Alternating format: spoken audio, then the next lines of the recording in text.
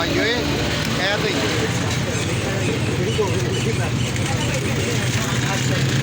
double कागज करते double कागज हाँ चल भाई आंटी दे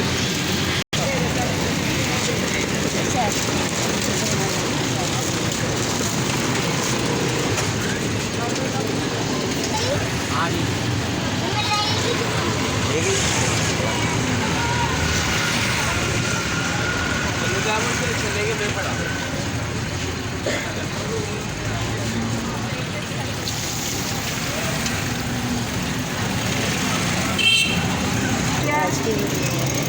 आदि है भाई किसी की